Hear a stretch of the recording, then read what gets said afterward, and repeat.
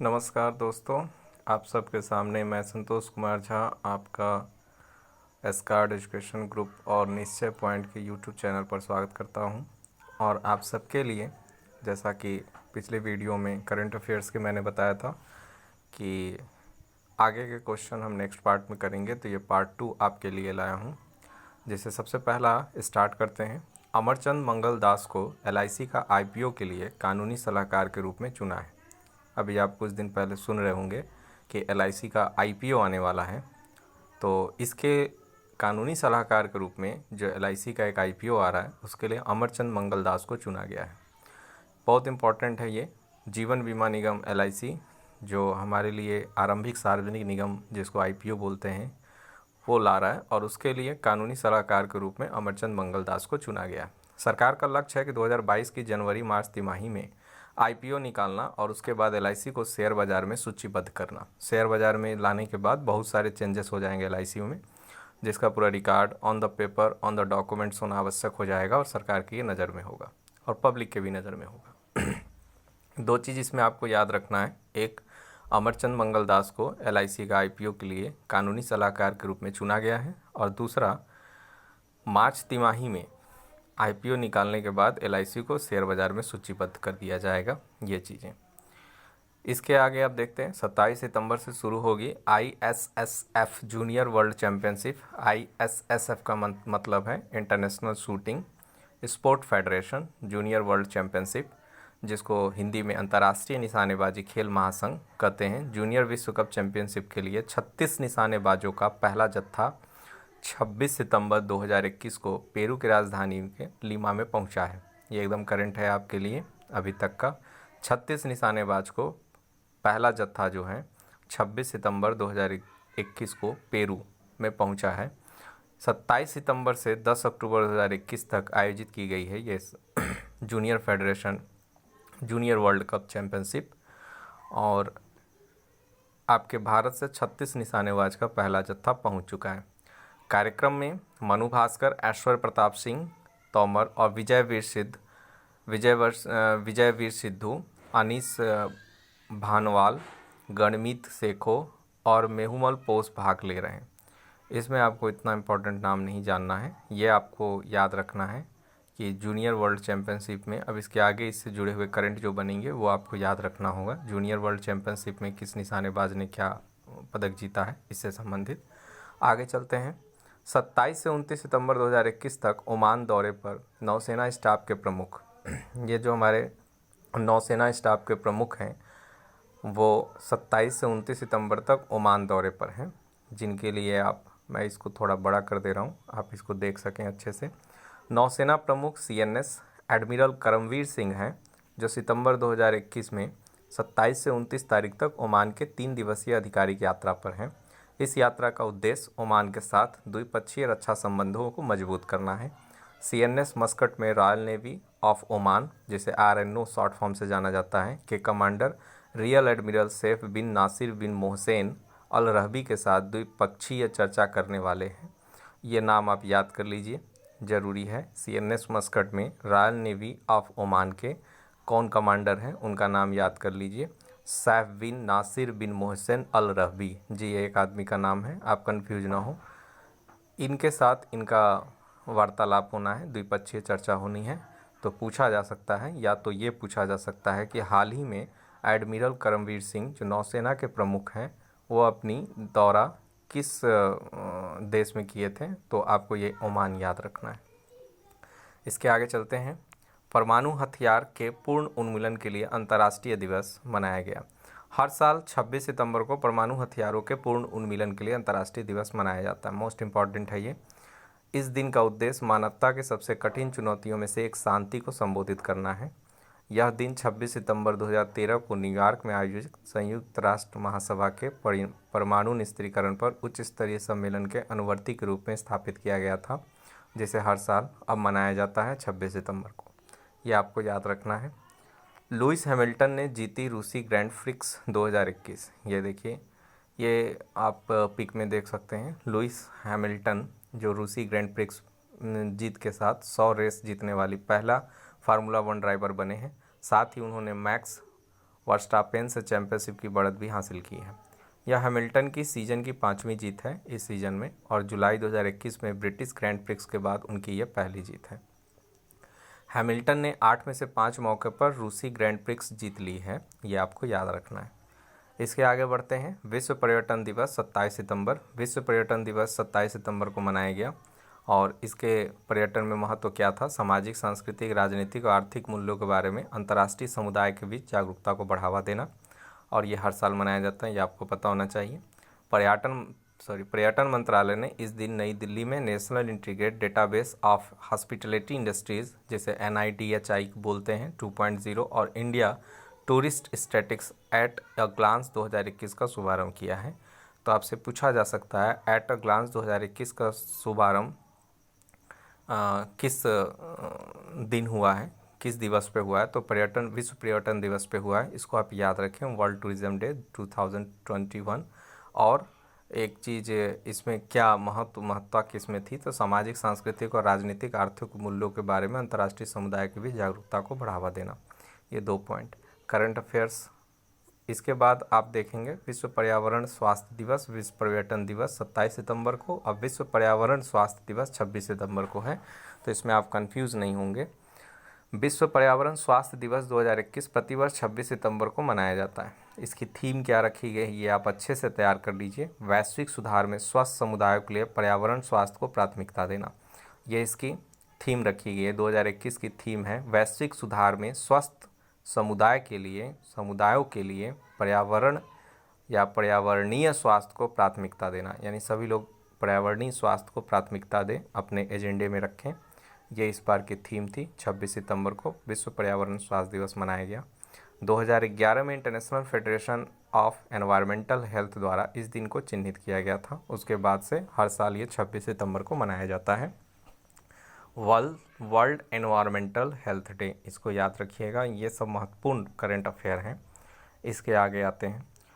कुल्लू में बनेगा बुनकर सेवा में डिजाइन संसाधन केंद्र। कुल्लू में बुनकर सेवा और डिजाइन संसाधन केंद्र बनाने की बात कही गई है, और इसकी स्थापना की जाएगी। यह हिमाचल प्रदेश का एक शहर है। यह हिमाचल प्रदेश के आकर्षक हस्तशिल्प उत्पादों को प्रोत्साहित करने अथवा अंतर्राष्ट्रीय बाजार में इन उत्पादों के निर्यातन के लिए बेहतर मंच प्रदान करने की बात इसमें कही गई है। इसकी घोषणा केंद्रीय वाणिज्य और उद्योग और कपड़ा मंत्री जो पीयूष गोयल हैं 26 सितंबर को इन्होंने किया था।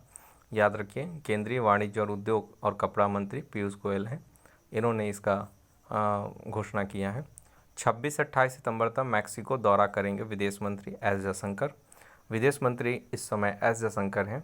26 से 28 2021 सितंबर तक मैक्सिको की आधिकारिक यात्रा पर रहेंगे, और ये मैक्सिकन स्वतंत्रता के एकीकरण की 200वीं वर्षगांठ के स्मरणीय कार्यक्रम में भी भाग लेंगे।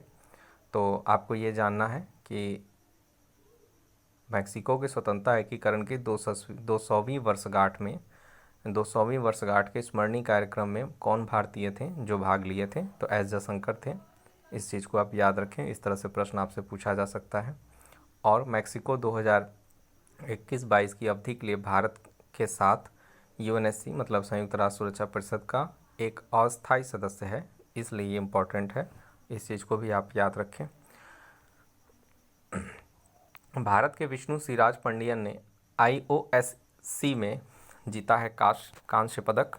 भारत के विष्णु सिराज पांडियन ने 26 सितंबर 2021 को इंटरनेशनल ऑनलाइन शूटिंग चैंपियनशिप, जिसे शॉर्ट फॉर्म में IOSC कहते हैं, में 10 मीटर एयर राइफल स्पर्धा में कांस्य पदक जीता है। स्पेन की मेरियो रोसेल्लो ने 250.7 स्कोर के साथ स्वर्ण पदक जीता, जो पहले नंबर पे थी, जबकि यूक्रेन की तयाना हल्कीना ने रजत पदक जीता है। यह आपको याद रखना है। तीसरे नंबर पे कांस्य आएगा, तो कांस्य तो आपके यहाँ विष्णु शिवराज पांडियन ने जीता है। 2 दिवसीय प्रतियोगिता का आयोजन भारत के पूर्व निशानेबाज सिमोन शरीफ ने किया था। ये 2 दिवसीय प्रतियोगिता थी, इसे आप याद रखें। इसके आगे बढ़ते हैं। पूरी तरह से सौर ऊर्जा से संचालित होने वाला पहला स्टेशन बन गया है चेन्नई सेंट्रल। पुरातत्वी Thalaivar doctor NG Ramachandran central या चेन्नई सेंट्रल रेलवे स्टेशन जिसको बोला जाता है, जो पूरी तरह से सौर ऊर्जा से संचालित होने वाला भारत का पहला रेलवे स्टेशन बन गया है। यह स्टेशन का प्लेटफॉर्म शेल्टर पर स्थापित और पैनलों द्वारा 100% दिन की ऊर्जा आवश्यकता को लक्ष्य को पूरा करता है। आर स्टेशन दक्षिण मध्य रेलवे SCR जोन के अंतर्गत आता है, यानी सेंट्रल रेलवे स्टेशन जो आपका चेन्नई का है, चेन्नई सेंट्रल रेलवे स्टेशन, ये मध्य रेलवे स्टेशन मध्य रेलवे जोन के अंतर्गत आता है। इस बात को भी याद रखें आप। सबसे पहले भारत में कौन ऐसा रेलवे स्टेशन है या किस शहर का रेलवे स्टेशन है जो पूरी तरह से सौर ऊर्जा संचालित होने वाला बना है, तो इसमें आपसे ये प्रश्न पूछा जा सकता है। 26 सितंबर को आयुष्मान भारत डिजिटल मिशन की शुरुआत करेंगे प्रधानमंत्री मोदी। प्रधानमंत्री नरेंद्र मोदी जो अपनी पुरानी योजना आयुष्मान भारत चल रही है उसको डिजिटलाइजेशन करने के लिए 26 सितंबर 2021 को वीडियो कॉन्फ्रेंसिंग के जरिए आयुष्मान भारत डिजिटल मिशन का शुभारंभ किया। रोल आउट आयुष्मान भारत प्रधानमंत्री जन आरोग्य योजना की तीसरी वर्षगांठ के साथ मेल खाता है। वर्तमान में आयुष्मान भारत डिजिटल मिशन 6 केंद्र शासित प्रदेशों में पायलट चरण में लागू किया जा रहा है। ये शुरुआती दौर में 6 केंद्र शासित प्रदेशों में चल रहा है, इसको भी आप याद रखेंगे। और इस तरह से आप ये जान लें कि सबसे पहले 27 हाल ही में आयुष्मान भारत डिजिटल मिशन की शुरुआत प्रधानमंत्री नरेंद्र मोदी द्वारा किया गया है, जो 27 सितंबर जिसकी तारीख है। इसके आगे बढ़ते हैं। अरुणाचल प्रदेश में विमानों के तैनाती के लिए HAL ने अप्लायंस एयर के साथ किया है समझौता। हिंदुस्तान एरोनॉटिक्स लिमिटेड ने 26 सितंबर 2021 को एयरलाइंस एयर एविएशन लिमिटेड के साथ एक लीज पर समझौता किया है, एक लीज बनाई है। अरुणाचल प्रदेश के क्षेत्रीय संसाधन के लिए 2 सिविल जिसे 228 विमान की आपूर्ति के लिए समझौता ज्ञापन हस्ताक्षर किया गया। ये उतना इम्पोर्टेंट नहीं है, हाई लेवल के एग्ज़ाम के लिए UPSC के लिए ये काफ़ी इम्पोर्टेंट है, इसे एक बार आप ध्यान से देख लें। और मैं आपको एक चीज़ और बता दूं कि जिन स्टूडेंटों को करंट अफेयर में दिक्कत हो रही होगी, बहुत सारी चीज़ों में प्रॉब्लम्स हो रही होंगी, देखो इसको पढ़ना तो है ही, आपको 2 या 4 बार आप इस चीज़ को देखें और समझें। लेकिन जो भी स्टूडेंट ये सोच के बैठे हैं कि करंट अफेयर से ज़्यादा क्वेश्चन या करंट अफेयर पढ़ लेंगे बाद में, मैं 100% आपको गारंटी देता हूँ वो एग्ज़ाम में बहुत परेशानी का सामना करेंगे। बिना करंट अफेयर्स के आपको सफलता नहीं मिलने वाली है, चाहे आपको पसंद हो करंट अफेयर चाहे ना हो, इस चीज़ का आप ध्यान रखें। और दूसरी बात कि करंट अफेयर्स के जो PDF होंगे वो हमारी चैनल पे आने वाले समय में आपको एक न्यूनतम राशि में अवेलेबल होंगे, जिसका लिंक में आपको पूरा डिटेल मिलेगा। और फ़िलहाल में तो यही है जो आपको मैं एक्सप्लेन कर रहा हूँ, इसे आप अच्छे से देखें और भविष्य में जब हम PDF इसका अपलोड कर देंगे तो आपको सूचना दे देंगे। उसके बाद आप इसका PDF डाउनलोड करके एक प्रिंट निकाल के अच्छे से आप इसे चाहें तो पढ़ सकते हैं। सारे मोस्ट इम्पॉर्टेंट करंट अफेयर, कुछ भी नहीं छूटा है इसमें, आप इसका किसी भी प्रकार से चिंता ना करें।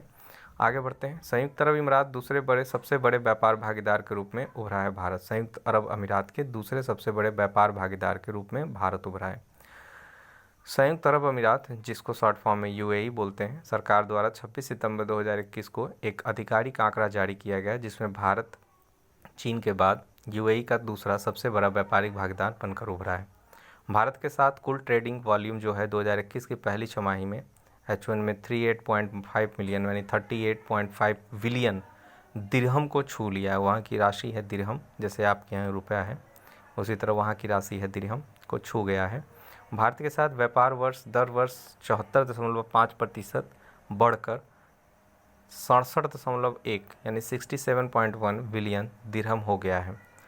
2020 की पहली छमाही 38.5 बिलियन दिरहम था। तो इस चीज़ को आप याद कर लें। संयुक्त अरब अमीरात का दूसरा सबसे बड़ा व्यापार भागीदार भारत बना है और पहला चाइना है। आगे बढ़ते हैं। राजस्थान की सोजत मेहंदी को मिला भौगोलिक संकेत टैग।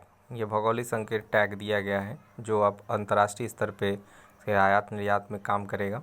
राजस्थान की सोजत मेहंदी को सरकार ने भौगोलिक संकेत GI टैग जिसको बोलते हैं दिया है। सोजत मेहंदी राजस्थान के सोजत में उगाई जाने वाली मेहंदी की पत्तियों से निकलती है। मेहंदी की पत्तियों में उच्च मात्रा में लानसोन प्राप्त करने के लिए वर्षा का जल इसकी पूरी तरह से प्राकृतिक रूप में खेती की जाती है। और GI टैग का उपयोग एक निश्चित भौगोलिक क्षेत्र से उत्पन्न होने वाली कृषि, प्राकृतिक या निर्मित उत्पाद के लिए किया जाता है। यानी GI टैग मिलने के बाद स्पेशली इसका एक अपना आइडेंटिफिकेशन होगा जो ये कहाँ पर होता है इससे संबंधित। हल्द्वानी में उत्तराखंड के पहले पॉल मेटम का उद्घाटन हुआ है। उत्तराखंड के पहले और पूरे भारत में सबसे बड़े विशेष वनस्पति उद्यान पॉल मेटम का उद्घाटन 26 सितंबर 2021 को हुआ है। पॉल मेटम को उत्तराखंड वन विभाग की अनुसंधान शाखा द्वारा हल्द्वानी स्थित उत्तराखंड वन अनुसंधान संस्थान परिसर में विकसित किया गया है। पाल्मेटम में ताड़ की लगभग 100 विभिन्न प्रजातियां हैं, जिसे अलग अलग प्रकार के ताड़ कहा जा सकते हैं, उसमें पाया जाता है। तो ये एक बॉटनी से जुड़ा हुआ करंट अफेयर है, पेड़ पौधों से, इसे आप याद कर लें। इसके बाद आगे बढ़ते हैं। आपका ये अंतिम आज का करंट अफेयर है। सहयोग करने के लिए तैयार है असम चाय अनुसंधान संस्थान और पतंजलि, ये कहा गया है। असम के जोरहट जिले में टोकलाई चाय अनुसंधान संस्थान पतंजलि आयुर्वेदिक लिमिटेड के साथ एक समझौता ज्ञापन हस्ताक्षर करने का निर्णय लिया है। और MOU का उद्देश्य दवा, सौंदर्य प्रसाधन और वेलनेस उत्पादों में उपयोग किए जाने वाले चाय पत्तियों और बीजों से रासायनिक यौगिकों को निकालने पर उन्नत अनुसंधान पर सहयोग करना है। टोकलाई विश्व का सबसे पुराना और सबसे बड़ा चाय अनुसंधान संस्थान है, इसे याद रखें आप। इसको आप हाइलाइटर से इंक्लूड कर लें। कभी कभी ये पूछ देता है कि विश्व का सबसे बड़ा चाय उद्यान अनुसंधान संस्थान कहाँ है, तो इसे आप याद कर लें। Digital quality of life index में 2 पायदान फिसलकर 59वें स्थान पर भारत पहुंच गया। इससे पहले 59वें स्थान पर पहुंचा है। 110 देशों में जीवन डिजिटल गुणवत्ता पर एक वैश्विक सूचकांक के अनुसार भारत ई-गवर्नमेंट में 33वें और इंटरनेट अफोर्डेबिलिटी पर 47वें स्थान पर है इस समय। ये तो आपको पता ही होगा, इंडेक्स में आपने पढ़ा होगा। Digital quality of life index 2021 को ब्रिटिश वर्जिन आइलैंड स्थित साइबर सिक्योरिटी कंपनी शार्क द्वारा लॉन्च किया गया था। ये पूछ सकता है आने वाले BPSC और UPPCS में कि digital quality of life index को किस संस्थान के द्वारा दिया गया था। तो शार्क द्वारा लॉन्च किया गया था, सिक्योरिटी कंपनी शार्क द्वारा। कुल मिलाकर भारत के 110 देशों में 59वें स्थान पर भारत है, इस बात को याद रखें। इसके साथ आने वाले समय में आपको सारे वीडियो, इसके जो और 2 पार्ट बचे हैं वो आपको अवेलेबल करा दिया जाएगा। और आज के लिए इतना, आप करंट अफेयर दोहरा लें, अच्छे से नोट्स बना लें। धन्यवाद।